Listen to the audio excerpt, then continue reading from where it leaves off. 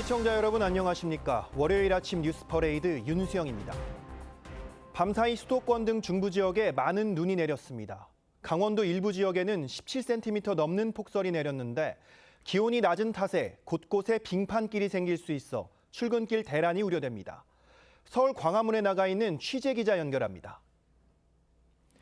곽승환 기자, 이른 아침 출근길 상황 어떻습니까? 네, 밤사이 서울과 수도권에 쏟아지던 눈은 지금은 잦아든 상태입니다. 다만 도로 곳곳에 신발이 푹 빠질 만큼 눈이 쌓여 있어 출근길 시민들은 조심스럽게 발걸음을 옮기고 있습니다. 밤사이 서울을 비롯한 수도권 일부 지역에는 시간당 5cm 안팎의 강한 눈이 내렸습니다. 현재 수도권 지역에 대설주의보는 해제됐지만 충청권과 강원 남부 등 일부 남부 지역에 대설특보가 발효된 상태입니다. 현재까지 강원 철원에는 17.3cm의 적설량을 기록했고 화천 광덕고개에도 16.6cm, 서울에선 노원구에 7cm 넘는 눈이 내렸습니다. 이외 전국 대부분 지역에도 1에서 5cm 안팎의 눈이 내렸습니다. 전국적인 폭설에 따라 행정안전부는 중앙재난안전대책본부 1단계를 가동했습니다. 서울시는 출근길 혼잡을 막기 위해 대중교통 집중 배차 시간을 9시 30분까지 연장하고 제설 대응 2단계를 발령했습니다. 기상청은 충청권과 강원 남부, 전라권, 경북 내륙을 중심으로 시간당 1에서 3cm의 눈이 더 내릴 것으로 전망했습니다. 아침 기온은 중부 대부분 지역이 여전히 영하권을 보이고 있습니다. 이에 따라 도로 곳곳에 빙판길이 생길 수 있어 출근길 교통안전에 각별히 유의하셔야겠습니다. 서울 광화문에서 TV조선 곽승환입니다. 오늘부터 2월 임시국회가 시작됩니다. 민주당은 대미투자특별법과 사법개혁안 등 굵직한 법안들을 통과시킬 전망인데 국민의힘과 대립 중인 쟁점 법안이라 여야의 첨예한 기싸움이 예상됩니다. 이낙원 기자입니다. 지난해 한미 관세 협상 타결 이후 후속 조치가 제대로 이뤄지지 않는다며 한국에 관세 인상 엄포를 놓은 트럼프 미국 대통령. Put out a truth today, and the tariffs could be much steeper. We've been actually very nice about it. 오늘 개막되는 2월 임시국회에서 민주당은 한미 관세 협상 후속 조치를 위한 이른바 대미투자특별법 처리를 시도할 전망입니다. 하지만 국민의힘은 500조 원에 달하는 대규모 투자엔 비준이 필요하다며 대립 중입니다. 여야는 법 왜곡죄 신설과 대법관 증언 등 이른바 사법개혁안 추진 과정에서도 각을 세울 전망입니다. 민주당은 2월 내 법안을 처리하겠다는 의지를 밝혔지만 국민의힘은 무제한 토론도 불사하겠다며 벼르고 있습니다. 이재명 대통령이 직접 의제로 제시한 행정구역 통합 관련 법안 처리 여부도 6.3 지방선거를 앞두고 관심이 쏠립니다. 하지만 국민의힘 소속 이장우 대전시장 등이 주민투표 가능성을 시사해 법안 처리 과정에서 진통도 예상됩니다. 여당은 이번 임시국회에서 비쟁점 법안 80여 건부터 우선 처리할 계획입니다. 국회가 지금 너무 느려서 저 어느 세월이 될지 모른단 말이에요. 내일부터는 민주당과 국민의힘 순으로 교섭단체 대표 연설이 진행되고 이후 각종 법안 처리에 속도가 붙을 전망입니다. TV조선 이낙원입니다. 주말 사이 이재명 대통령이 SNS로 부동산 관련 메시지를 쏟아냈습니다. 이번이 세금 없이 집을 팔 마지막 기회라며 다주택자들을 겨냥했고 여당도 세제 개편을 언급하며 보조를 마쳤습니다. 부동산 가격을 잡겠다는 여권의 강한 의지, 먼저 최민식 기자가 보도합니다. 이재명 대통령이 SNS에 올린 글입니다. 집값 안정은 무슨 수를 써서라도 계곡 정비나 주가 5천 달성처럼 성공할 것이라고 했더니 유치원생처럼 이 말을 제대로 알아듣지 못하는 분들이 있다면서 야당을 겨냥했습니다. 이어 정부 정책에 맞서 손해보지 말라. 이번이 마지막 기회라며 다주택자들을 향해 집을 팔라고 했습니다. 또 언론을 향해선 다주택자 규제의 부작용을 지적한 기사를 공유하며 망국적 투기 두두는 자중해달라고 했습니다. 주말 이틀 사이 부동산 관련 메시지만 4건 올렸습니다. 주택을 많이 가지고 있는 사람들이 내놓게 하는 공급책도 있죠. 그런 방법도 저희가 찾고 있습니다. 다주택자를 대상으로 한 양도세 중과 시점이 다가오자 더 이상 유예하지 않겠다며 시작한 부동산 관련 메시지가 투기 세력 억제, 부동산 공급 대책 등으로 전선을 넓혀가는 모양새입니다. 여당은 곧바로 부동산 세제 개편 가능성을 내비쳤습니다. 그것이 들어가지 않고도 집값이 안정되고 그랬으면 좋겠다. 그러나 세제를 개편하는 부분에 대해서 배제하지는 않는다. 이 대통령은 세금으로 집값을 잡는 건 바람직하지 않다고 말했지만 집값 상승세를 이유로 조만간 당정이 부동산 세제 개편 논의에 나설 수도 있다는 관측도 나옵니다. TV조선 최민식입니다. 야당은 강하게 반발하고 있습니다. 국민의힘에서는 협박성이다, 호통 경제학이라는 비판이 이어졌고 대통령의 말이 진심이라면 정부 고위 공직자들의 다주택부터 해결하라고 목소리를 높였습니다. 최원국 기자입니다. 서울 동작구를 지역구로 두고 있는 국민의힘 나경원 의원은 이재명 대통령의 이딴 부동산 관련 SNS 메시지에 대해 국민에게 희생만 강요한다고 비판했습니다. 그러면서 대통령 정책이 진정으로 신념이라면 대통령 주변 고위 공직자는 오늘 당장 실거주 1주택 외에 모두 처분하라고 지적했습니다. 대통령의 참모 다수가 다주택자라는 점을 겨냥한 건데 이재명 정부 청와대 참모와 장관 32명 가운데 다주택자는 10명으로 전체 3분의 1에 해당합니다. 저는 세입자입니다라는 국회 발언으로 문재인 정부의 부동산 정책을 비판했던 국민의힘 윤희숙 전 의원은 이 대통령이 대국민 선전포고를 했다고 지적했습니다. 집값 과열의 원인을 불법 행위로 단정하고 주택 소유자들을 겨냥한 협박성 표현까지 쏟아냈습니다. 개혁신당 이동훈 수석대변인은 정책의 정교함보다 흥분된 자기 확신이 느껴진다며 정책은 도파민이 아닌 데이터로 말해야 한다고 비판했습니다. 오세훈 서울시장은 정부의 태릉 CC 주택개발 계획에 대해 대통령과 정부가 보이는 행태야말로 모순이고 이중잣대라고 재차 지적했습니다. 태릉 CC는 역사문화환경보존지역에 직접 포함되지만 세운지구는 그 범위 밖에 있기 때문에 세운지구가 안 된다면 태릉은 더더욱 안 되는 것이라고 강조했습니다. 국가유산청은 서울시가 추진 중인 세운지구 재개발 계획에 대해 종묘 인근 경관 훼손을 이유로 반대하고 있습니다. TV조선 최원국입니다.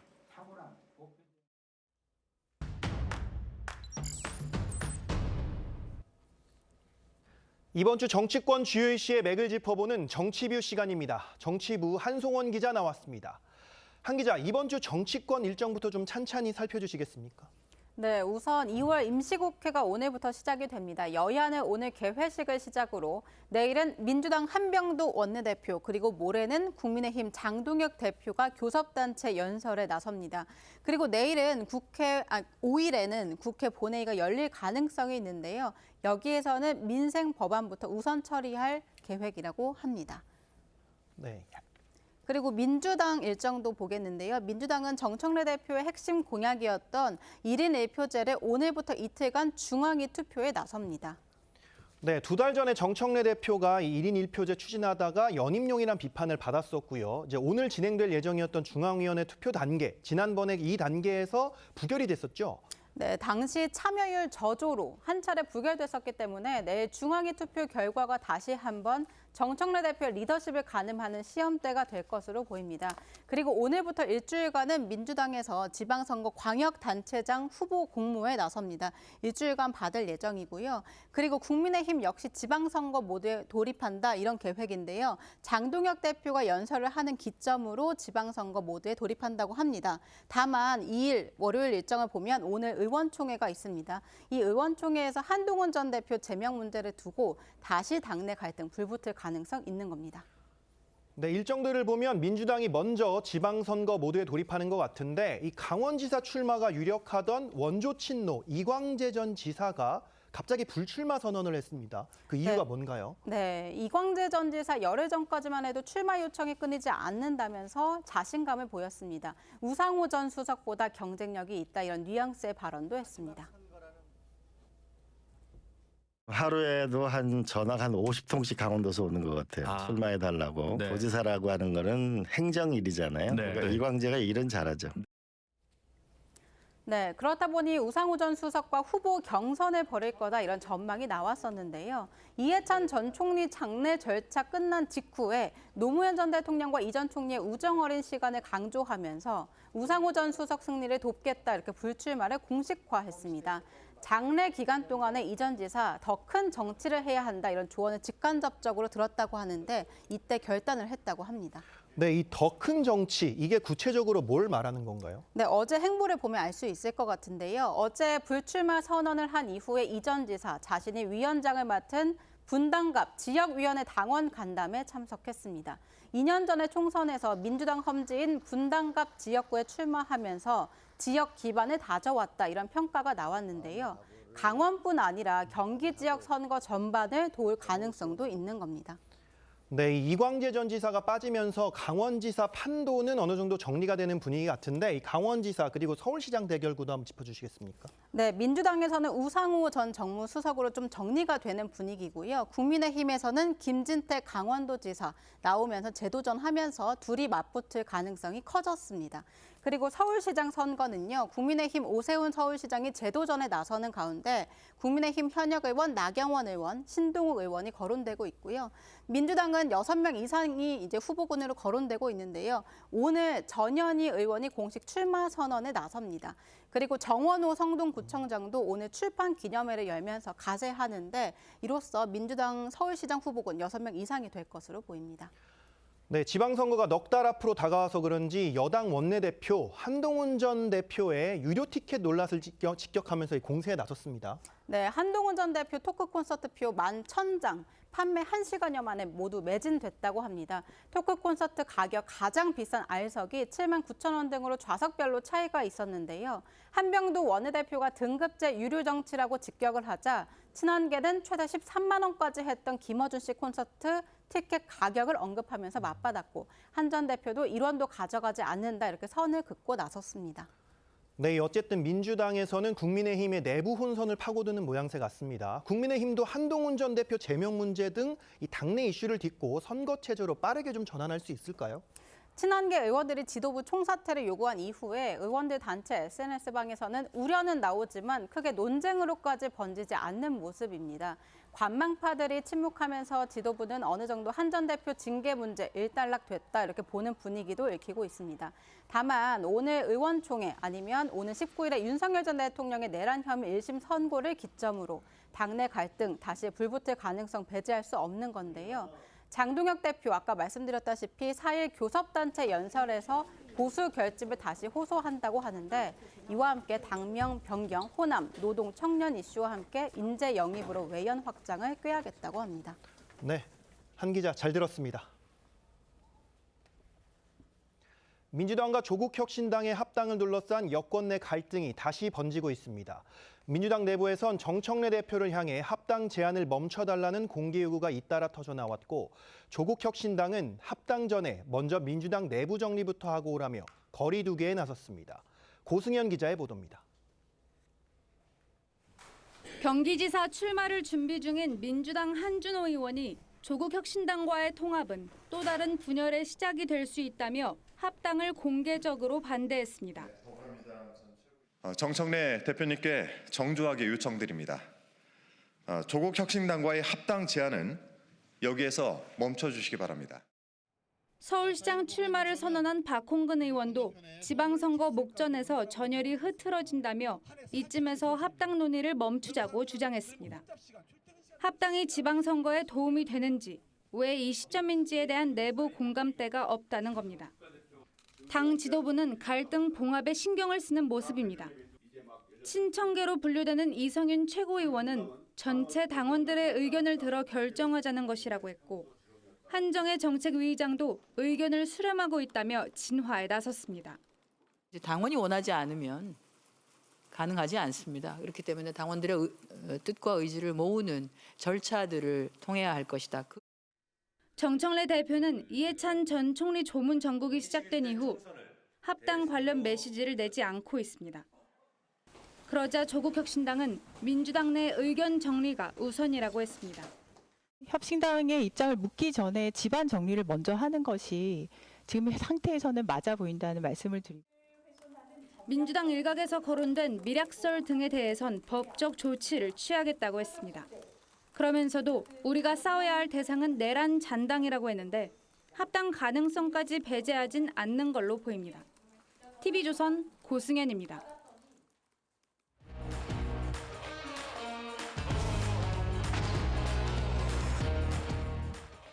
정치권 소식 짚어보는 아침의 맞수 시간입니다. 성치훈 더불어민주당 부대변인, 윤기찬 국민의힘 법률위 부위원장 나오셨습니다. 안녕하세요. 전해드린 대로 이재명 대통령이 연일 부동산 관련 강경한 메시지를 내고 있습니다. 영상 먼저 보고 오겠습니다. 부동산에 비정상적으로 집중된 우리 사회의 자원 배분 왜곡을 반드시 바로잡아야 합니다. 대한민국은 투자 자산 대부분이 부동산 아닙니까? 그러니까 당연히 수요 공급의 균형이 무너지고 집값이 상승하게 되는 요인이 되는 것 같아요. 집은 필수 공공재에 가까운데 그렇게 투기적 수단으로 만드는 게 바람직하지 않다. 그렇게 하면 이제 규제를 해야 되겠죠. 보신 것처럼 이재명 대통령 부동산 정상화를 거듭 강조했었습니다. 주말 사이에도 SNS를 통해서 4건의 글을 쏟아냈거든요. 엄청 강경한 메시지들이 나왔는데 메시지 내용 어떻게 좀 보셨습니까? 저는 대통령께서 이 부동산 정책에 관련된 진단을 잘못 내리고 있다.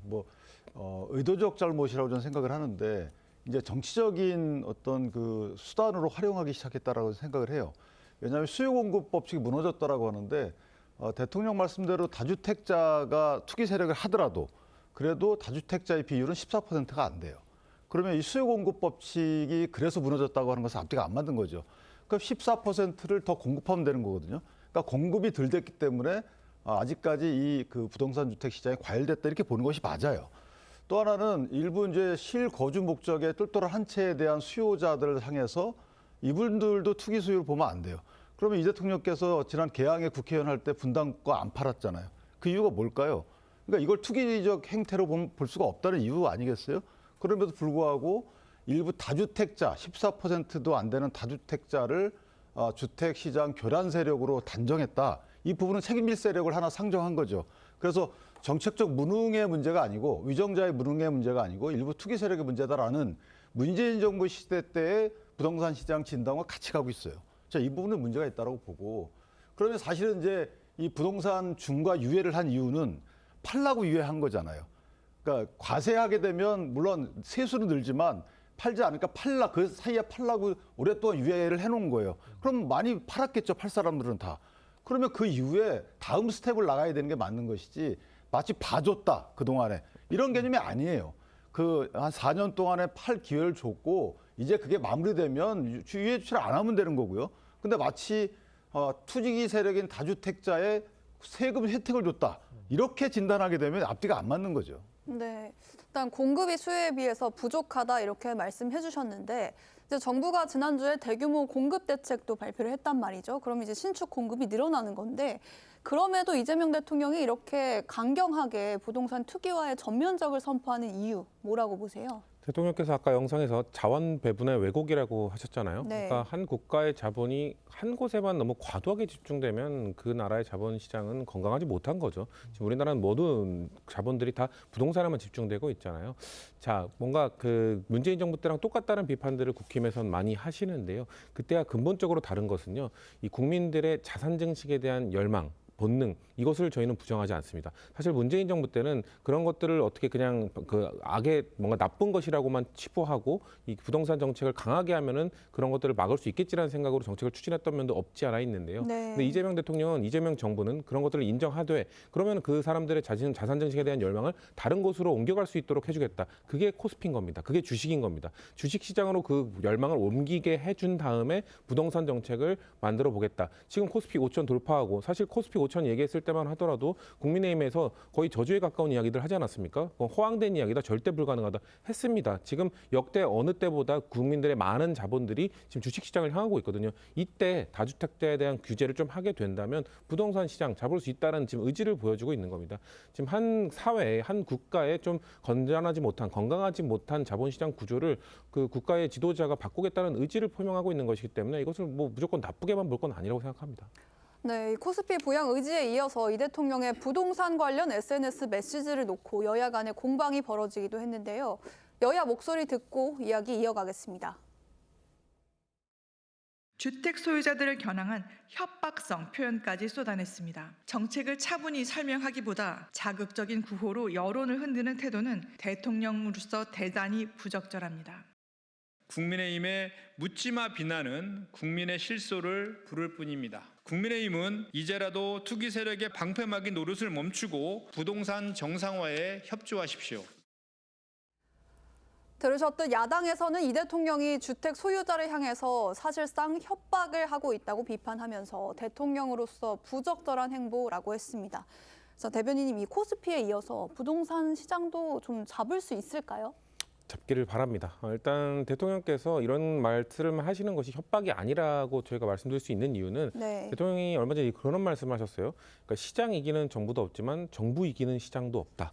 그러니까 시장에 관한 그 힘을 또 인정을 해주신 겁니다. 만약에 이것이 이런 얘기를 안 하고 이 부동산 정책 무조건 잡겠다고만 하셨다면은 뭐 협박성에 가까운 발언으로 해석할 수도 있는 거죠. 하지만 대통령께서는 정부도 뭔가 정책적으로 적극적으로 개입했을 때는 시장도 분명히 반응할 것이다라는 얘기를 하시면서도 시장의 그 자율성에 대한 그 근본적인 힘 그것도 지금 존중을 해주시는 거거든요. 네. 그렇기 때문에 협박성 발언이 아니다라는 말씀을 드리겠고요.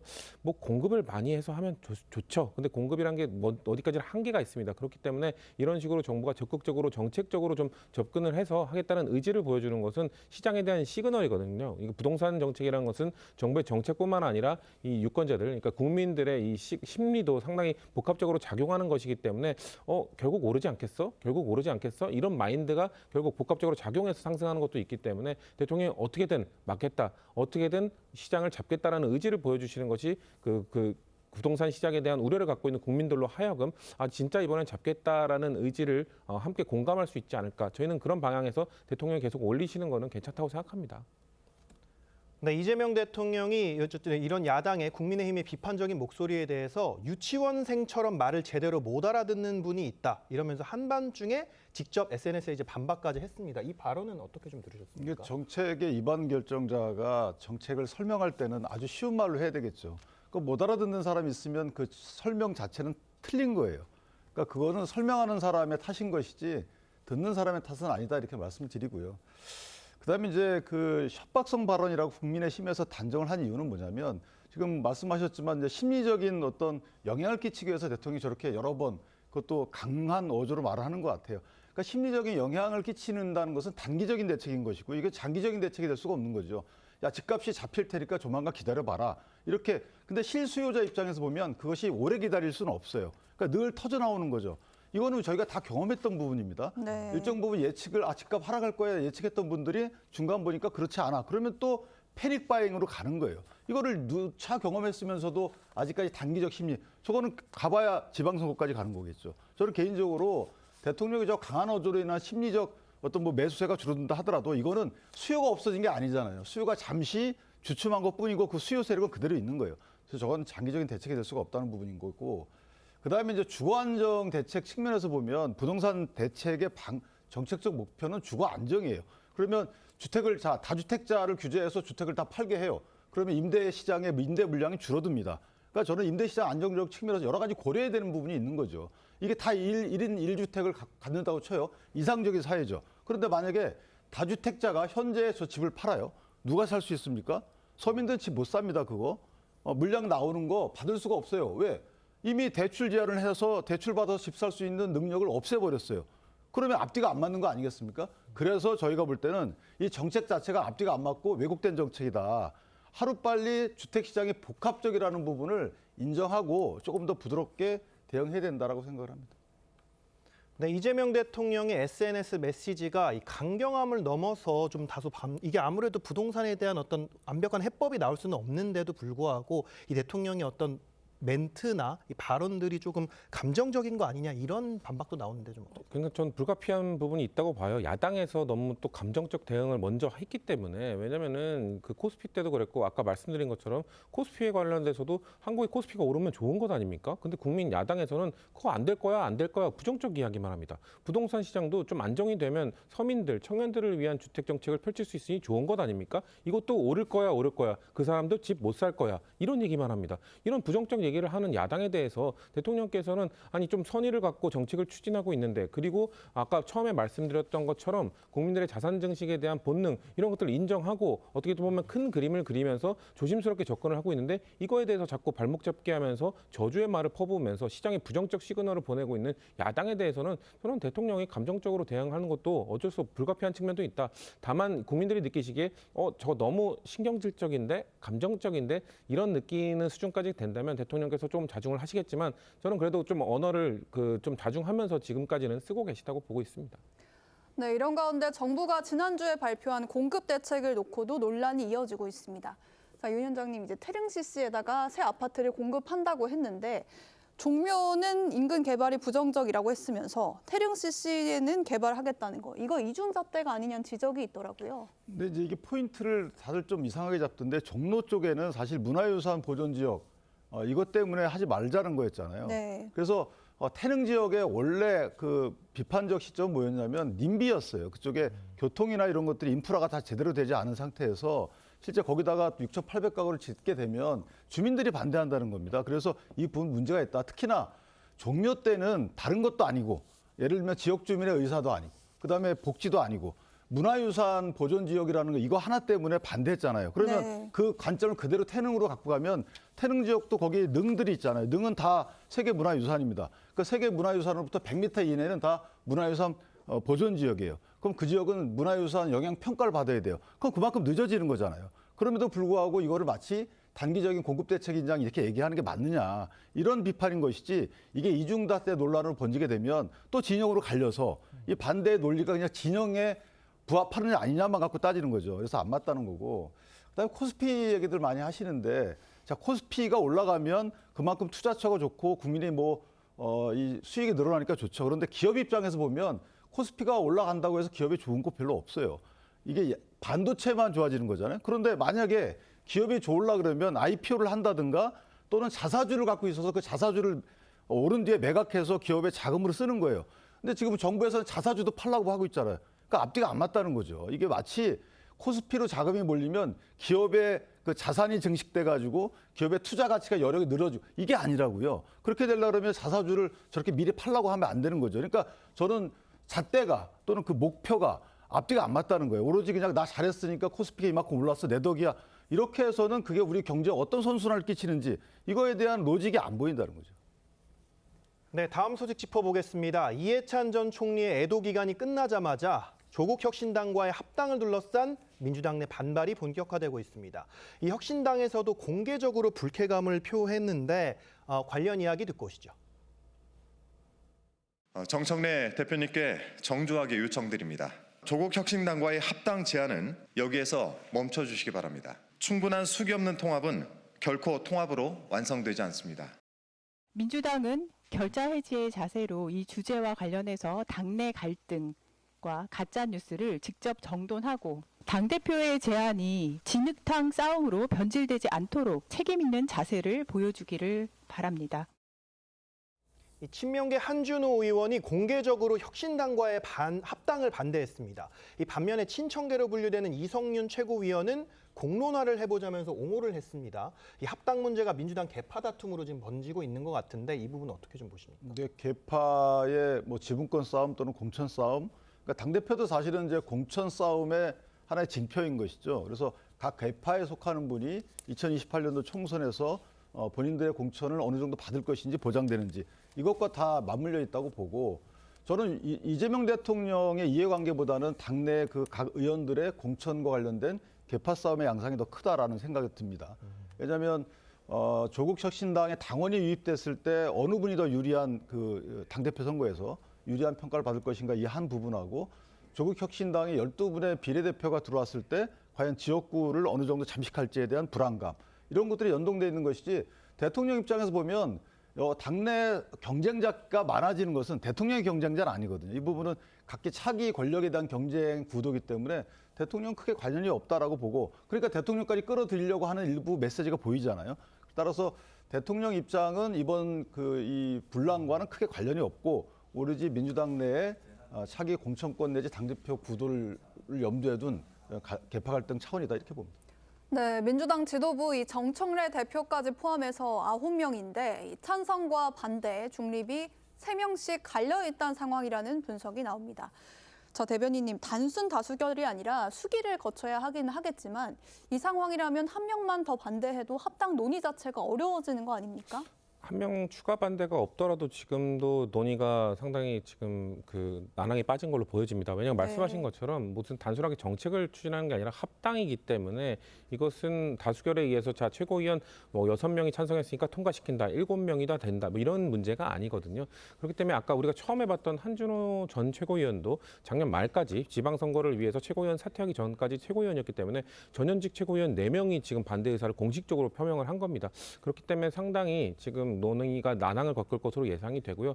다만 혁신당과의 장기적인 관점에서 통합에 대해서는 반대하는 분이 그렇게 많지 않을 겁니다. 그럼에도 불구하고 지금 반대 논의, 지금 합당 논의를 멈춰야 된다는 얘기 나오고 있는 것은 과정, 그리고 시기, 그리고 방법, 이것과 관련된 이견들이 있는 것이거든요. 그런 거기 때문에 민주당은 좀 민주적인 정당이기 때문에 당대표가 아무리 제안을 하셔도 이렇게 반대 얘기도 나오고 이렇게 할 수 있습니다. 국민의힘처럼 당대표의 의견에 반대 의견을 낸다고 해서 징계 논의를 밟는다든가 이런 정당이 아니기 때문에요. 저는 활발한 논의가 이루어질 거라고 보고 아까 우리가 조국혁신당의 입장을 봤습니다만 좀 송구스러운 부분 분명히 있습니다. 어떻게 보면 결혼을 하자고 했는데 그 집안에서 지금 반대 논의가 이루어지고 있는 것이거든요. 그렇기 때문에 혁신당에는 송구스럽지만 당내에서 좀 건전하게 이 논의를 이어가겠다는 말씀을 드리겠습니다.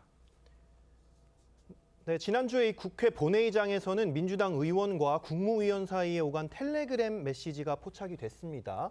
이 합당 미략설이라는 논란까지 나왔는데 여기에 배경이 뭐가 있다고 보십니까? 저는 물론 사전에 그 두 분 간에 수많은 소통이 있었겠지만 저희가 볼 때 만약에 소통의 내용으로 바람직한 방향은 뭐냐면 이 합당이 주는 효과에 대해서 먼저 선 논의하고 그다음에 그럼 반대해야 되는 거 아니야 이렇게 논리적 흐름이 이어져야 되는데 저건 반대하는 분끼리의 그 얘기잖아요. 그렇다면 결국은 저 부분은 갈등이 커질 것이다 이렇게 예측이 되고 저건 뭐냐면 저는 개인적으로 민주당 내의 문제는 민주당 내하고 조국혁신당이 풀면 되는데 전체적인 정치판 입장에서 보면 야당이 여당이 되는 거기 때문에 그런 측면에서 보면 이것도 국민적 시각에서 보면 비판의 대상이 될 부분이다. 아니 어쨌든 문이라도 야당이었던 사람들이 여당으로 들어가서 174석 이상의 거대 여당이 되고 또 대통령의 강력한 저렇게 행정권을 펴고 있는 이런 입장이라 그러면 과연 다른 이해관계를 얼마나 녹여낼 수 있을 것인가에 대해서 저는 굉장히 걱정이 되고 그런 부분에서 국민적 관심에 초점이 돼야 되는 것이지 당내에서 개파 싸움 많이 하죠. 이것들이 약간의 부작용은 있지만 개파 싸움들 있어야 되는 거고 그럼으로써 당이 깨지지 않고 버텨가는 것인데 저는 그걸 떠나서 하여튼 야당이 없어지는 이 실태, 이 현 시국 이런 부분이 좀 문제가 있어 보인다 이렇게 봅니다. 네, 대변인이 미략이라고 한다면은 뒤에서 약속한 조건이나 이런 게 있다는 거잖아요. 이게 실체가 있는 얘기인지 그것도 좀 궁금하고 여권 지지층이 이렇게 분화하면 앞으로 합당 논의가 잘 될 수 있다고 보시는지요? 일단 미략의 실체는 없을 거라고 생각합니다. 정청래 대표께서 그렇게 뒤에서 이런 것들을 합의를 하고 그랬던 분은 아니고요. 네. 그 논의가 우리가 국무위원과 국회의원 간의 텔레그램 메시지가 나왔던 이유는 그 위에 있었던 조국혁신당에서 황운하 의원이 한 방송에 나와서 조국 대표를 공동대표로 해야 된다라고 이야기를 하는 부분 등 지분과 관련된 이야기들을 언급하면서 이렇게 대놓고 조국혁신당이 지분과 공동대표를 이야기할 정도면 사전에 뭔가 합의된 게 있는 게 아니겠어? 라는 의구심을 살 수밖에 없는 것이거든요. 네. 이건 결국 추진하는 과정과 방법에 있어서 좀 논란을 낳았기 때문에 파생될 수밖에 없는 문제라고 보고요. 이미 지지층은 살짝 좀 분화가 되어 있긴 합니다. 근데 이게 이 합당과 관련된 부분 때문이 아니라 아까 전에 조국혁신당을 무늬만 야당이라고 하셨습니다만 조국혁신당은 지금까지 민주당과 정책적 결이 다르다는 부분을 확실하게 많이 보여줬었거든요. 우리 당보다 훨씬 진보적인 색채를 많이 띄워왔습니다. 최근에도 검찰개혁과 관련돼서 정부가 발표한 거에 대해서 아주 강하게 질타를 했거든요. 그때 이미 사실 저희 당의 지지층은 조금씩 분야가 되어 있었거든요. 조국혁신당이 어떻게 이렇게까지 비판할 수 있냐. 그래도 민주당을 진보적으로 색채를 띠고 있는 그런 조국혁신당과 함께 가야 된다는 쪽으로 갈라져 있었기 때문에 뭔가 지금 합당 논의 때문에 이렇게 분화가 시작된 건 아니라는 말씀 드리겠습니다. 네, 이 조국혁신당에서는 미략설 등에 대해서 법적 조치를 취하겠다 이러면서 좀 불쾌감을 표했습니다. 이 민주당 내부 권력 다툼에 혁신당을 끌어들이지 말라 이렇게 선도 그었는데 이 혁신당의 진짜 속내는 뭘까요? 좀 무리 없이 빨리 합당되는 걸 원하겠죠. 그것이 조국혁신당 뭐 대부분 또는 틀림없이 조국 대표 입장에서 보면 하루빨리 그게 마무리되는 걸 좋아할 겁니다. 그래서 아마 법적 다툼으로 가기는 어려울 것이고 그런 조국혁신당에 대한 부정적 평가를 멈춰달라. 아니면 법적 평가하겠다 이런 취지의 어떤 압박 이런 것이지 실제 법적 평가로 가지는 않을 겁니다. 그렇게 되면 합당이 결렬될 가능성이 크기 때문에 저는 이런 식으로 해서 무리 없이 들어가기를 바라지 않을까 이렇게 봅니다. 네, 민주당에서는 오늘부터 1인 1표제 관련 당헌 개정안 투표 절차도 시작됩니다. 자, 대변인 지난번에 한번 부결이 됐었잖아요. 이번에는 어떻게 예측하세요? 사실 그때 부결됐던 것도 찬성 의견이 압도적이긴 했는데 정족수 부족이었거든요. 그러니까 네. 중앙위원들 일부가 어떻게 보면 이 투표를 하지 않음으로써 의사표시를 한 것인데요. 1인 1표제의 당위성에 대해서는 중앙위원뿐만 아니라 거의 모든 당원들이 동의를 하고 있는 걸로 알고 있습니다. 다만 지금 이 시기에 하는 것이 맞느냐, 그리고 차기 전당대회 8월로 예정되어 있는 그때부터 적용하는 것이 맞느냐, 이거에 대한 반대 의견이 있는 것이거든요. 그렇기 때문에 지금 중앙위원 투표 결과나 이런 것들이 어떻게 나오든지 간에 당내에서는 이거에 대한 우려를 표하고 있는 반대 목소리에 대해서 신중하게 접근하고 그들의 목소리를 담아내기 위한 노력을 분명 해야 되거든요. 자, 투표 결과 나왔으니 무조건 추진한다 이렇게 할 것이 아니라 저는 그 지도부에서 그 투표 결과를 보고 이거에 대한 반대 의견이 몇 % 나왔는데 이걸 어떻게 수렴할지, 어떻게 그들의 마음을 보듬을지에 대해서 충분한 논의를 해야 된다고 생각합니다. 네, 두 분 말씀 여기까지 듣겠습니다. 감사합니다. 갑자기 모르는 번호로 전화가 오더니 내 아이가 울먹인다면 다들 깜짝 놀라실 겁니다. AI로 만든 가짜 아이 목소리로 놀란 부모의 돈을 뜯어내는 신종 보이스피싱, 활개를 치고 있다는데요. 어떻게 대처해야 할지 장동욱 기자가 알려드립니다. 정체불명 남성에게 걸려온 전화. 울지 마 얘기해. 왜요? 무슨 일 있어요? 아저씨가 때렸어. 어? 울지 마, 야 그냥 알려줘. 곧이어 노골적으로 돈을 요구합니다. 술 마시고 여기 길가에서 담배 피우고 있는데 얘가 술 마시고. 나보고 욕을 했어요. 네. 승리 표시로 술값이라도 좀 해줘. 다급한 마음을 이용해 전화도 끊지 못하도록 유도합니다. 이거를 끊어야 할 수 있을 것 같아서. 통화 상대로 할 수 있어 없어? 마지막으로 묻는다. AI로 만든 아이 목소리를 악용한 보이스피싱입니다. 아이가 스마트폰 액정을 깨트렸으니 수리비를 내놓으라는 등 곧바로 이체할 수 있는 소액을 주로 요구합니다. 학원명이라든지 주소, 연락처 등 다양한 개인정보를 조합해서 일상에서 있을 법한 내용으로 교묘하게 진화하고 있어서 금융당국은 이런 경우 일단 전화를 끊고 자녀 위치부터 확인해야 한다고 강조했습니다. 만약 피해를 입었다면 곧바로 경찰에 신고해 입금 계좌 동결 요청을 하고 통신사의 AI 보이스피싱 탐지 서비스를 활용하는 것도 피해를 막을 수 있는 방법이라고 조언했습니다. TV조선 장도우입니다.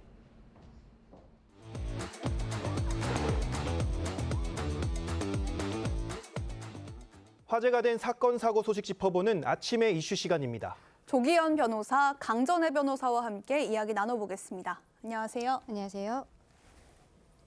서울 강서구청장 공천 로비 의혹의 핵심 증거로 꼽히는 이른바 김경의 황금 PC 속 녹취에서 여권 의원이 최소 7명 이상 거론된 걸로 파악이 됐는데 물론 사실관계 확인이 먼저겠지만 네. 수사 확대 가능성도 있을 것 같습니다. 그렇죠. 지금 김경시 의원이 서울시의회에 있었을 때 본인의 PC는 아니고 본인 보좌진의 PC 안에서 김경시 의원의 녹음이 한 120개 정도가 나왔습니다.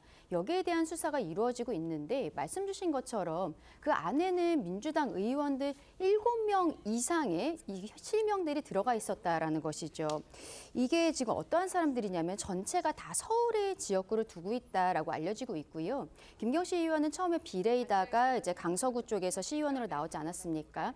지금 영등포구청장에 나오려고 했었다, 강서구청장 나오려고 했었다라는 이야기들도 있는데 본인이 출마를 했거나 출마하려고 했던 지역과 관계가 있는 국회의원들 그리고 당 지도부, 공천에 대해서 관여를 할 수 있는 의원들 이런 사람들에 대해서 녹음이 나오는 것으로 알려지고 있습니다. 특히 이 녹음 중에는요. 의원들 남녀 한 명씩에 대해서는 실명을 거론하면서 그들은 금품을 받지 않는다. 이러한 구체적인 이야기들도 나왔다라고 전해지고 있습니다. 네, 현재까지 경찰이 금품 흐름을 정확하게 포착한 대상은 양모 전 서울시의회 의장인 걸로 알려졌습니다. 물론 이 양 전 의장은 본인은 금품을 받은 적이 없다고 의혹을 부인을 하고 있는데 경찰이 소환해서 조사를 할 것 같은데요. 자, 어떤 부분을 중점적으로 조사하게 될 것 같습니까? 가장 우선적으로는 김경시 의원과 양모 의장 간의 돈거래 여부겠죠. 네. 지금 김경 의원은 최초에 민주당 의원에게 줘야 된다면서 했다고 요구를 해서 돈을 간뜩 갖다 줬다 이렇게 얘기를 했습니다. 그리고 29일 조사에서는 양 전 의원에게 수백만 원을 건넸다는 것까지는 인정했는데 공천 대가는 아니었다라고 얘기하고 있고요. 네. 근데 양 전 의장은 전혀 돈 수수 사실을 부인하고 있습니다.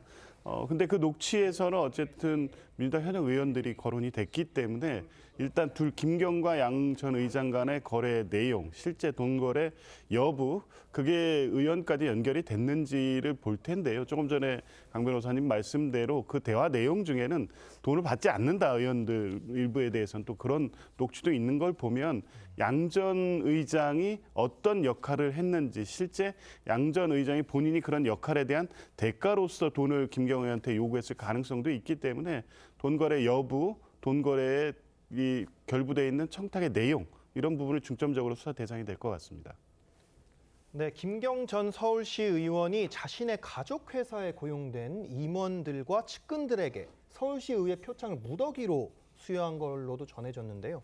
여기에 강서구청장 보궐선거 로비 의혹에 깊이 연루된 사람한테도 이 표창장을 줬다는데 이게 도대체 어떤 일이 벌어진 겁니까? 그러니까 23년 8월에 김경시 의원이 당시에는 서울시의회에서 예산결산특별위원회 위원을 하고 있었습니다.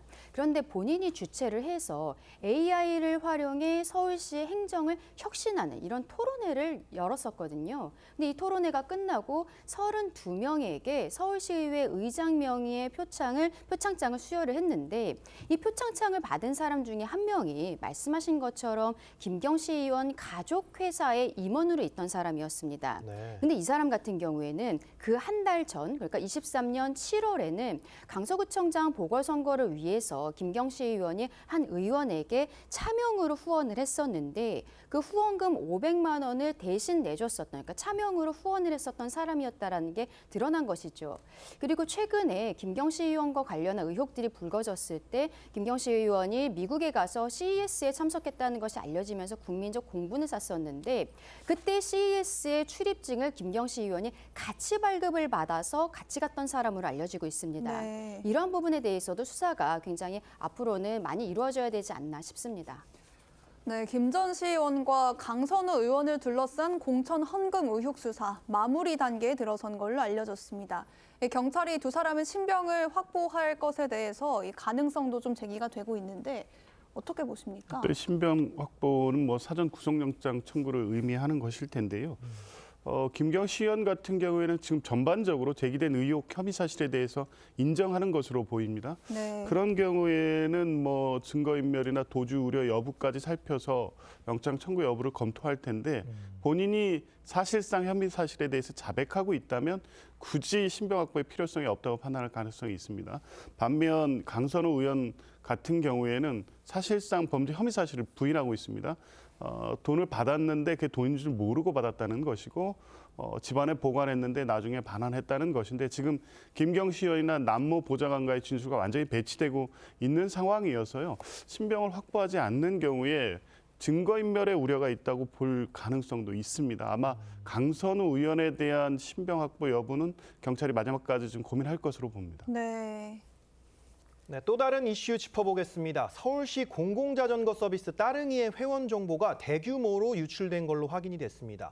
이 많은 시민들이 이용하는 서비스인데 언제 또 어떤 정보가 빠져나간 겁니까? 이 사건은요, 언제였던지가 굉장히 중요할 것 같습니다. 왜냐하면 최근에 있었던 일이 아니라 2024년 4월에 디도스 공격이 집중됐던 시기에 있었던 일인데 말하자면 지금 서울시 시설관리공단에서는 경찰에서 이 이야기를 통보해 줄 때까지 제대로 확인조차 못하고 있던 상황으로 알려지고 있거든요. 네. 따릉이는 지금까지 한 500만 명 정도가 가입을 했다라고 하는데 그중에 450만 건 정도가 유출이 됐다고 합니다. 그러면 가입한 사람 대부분의 정보가 유출이 된 것인데 따릉이에 가입을 할 때는 필수 정보로서는 아이디와 그리고 휴대번호가 있고 선택을 해서 넣을 수 있는 정보 같은 경우에는 이메일 그리고 생년월일, 체중 이런 것들이 있습니다.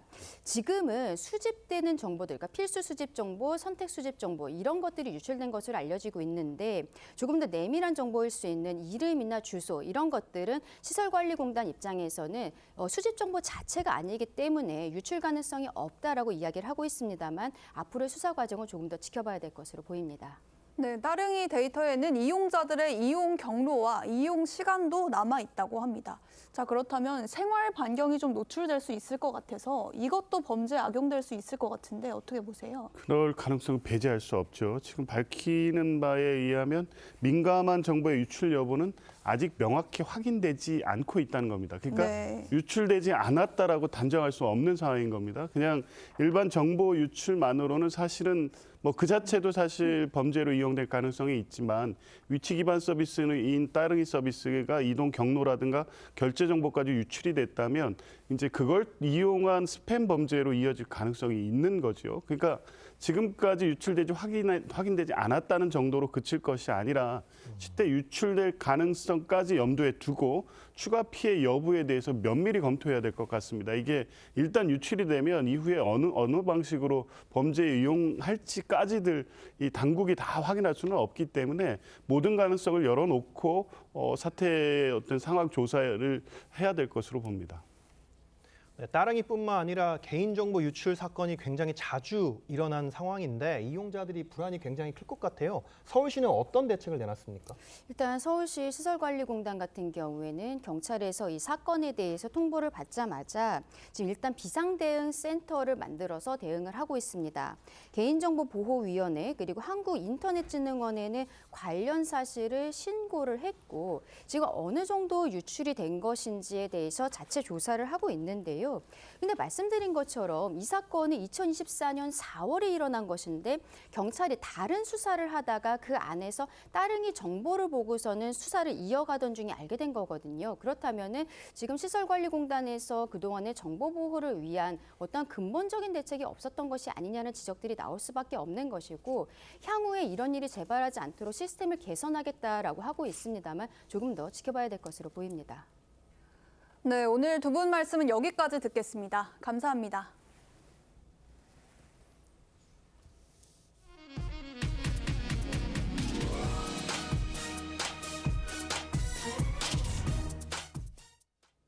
밤사이 수도권 등 중부 지역에 많은 눈이 내렸습니다. 월요일 출근길 곳곳에 빙판길이 생길 수 있어 대란이 우려됩니다.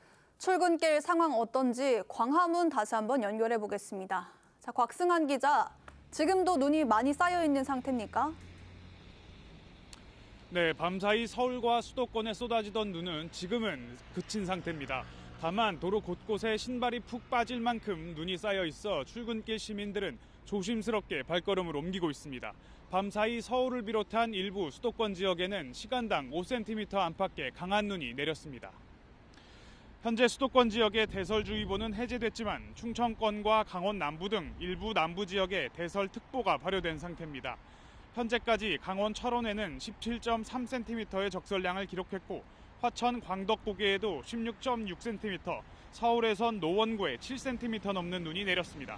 이외 전국 대부분 지역에도 1에서 5cm 안팎의 눈이 내렸습니다. 전국적인 폭설에 따라 행정안전부는 중앙재난안전대책본부 1단계를 가동했습니다. 서울시는 출근길 혼잡을 막기 위해 대중교통 집중 배차 시간을 9시 30분까지 연장하고 제설 대응 2단계를 발령했습니다. 기상청은 충청권과 강원 남부, 전라권, 경북 내륙을 중심으로 시간당 1에서 3cm의 눈이 더 내릴 것으로 전망했습니다. 아침 기온은 중부 대부분 지역이 여전히 영하권을 보이고 있습니다. 이에 따라 도로 곳곳에 빙판길이 생길 수 있어 출근길 교통안전에 각별히 유의하셔야겠습니다. 서울 광화문에서 TV조선 곽승환입니다. 러시아와 우크라이나가 미국 중재로 혹한기 에너지 시설 공격을 잠시 중단하기로 했지만 상호 공방은 계속 이어가고 있습니다. 러시아가 우크라이나 통근버스와 산부인과 병원 등에 무차별 드론 공격을 가해 민간인 수십 명이 숨지거나 다쳤습니다. 변재영 기자입니다. 시커멓게 실내 곳곳에 파편이 나뒹굴고 건물 외벽은 뜯겨져 나갔습니다. 현지 시간 그제 우크라이나 남부 자포리자에 있는 산부인과 병원을 러시아가 드론으로 공격해 어린이를 포함해 9명이 다쳤습니다. Посмотрели в окно, и люди бегут все сюда. Мы думали, что фарк прилетело. Никто ж не думал, что сюда. А потом побежали смотреть там гинекологию. 러시아는 미국 중재로 혹한기 우크라이나 에너지 시설에 대한 공격은 중단했지만 민간 공격은 이어가고 있습니다. 현지 시간 1일엔 근무를 마치고 집으로 돌아가는 광산 직원들이 타고 있던 버스를 드론으로 공격해 15명이 숨지고 7명이 다쳤습니다. 인근 주택에도 드론이 떨어져 2명이 숨졌습니다. Сьогоднішній російський удар по автобусу на Дніпровщині – це злочин показовий, який ще раз демонструє, що саме Росія несе відповідальність за 러시아는 지난 일주일간 우크라이나에 980여 대의 공격용 드론을 발사한 것으로 집계됐습니다. 양측이 공방을 계속하는 가운데 미국과 함께 종전안을 논의하는 3자 회담을 모레 재개할 예정입니다. TV조선 변재영입니다.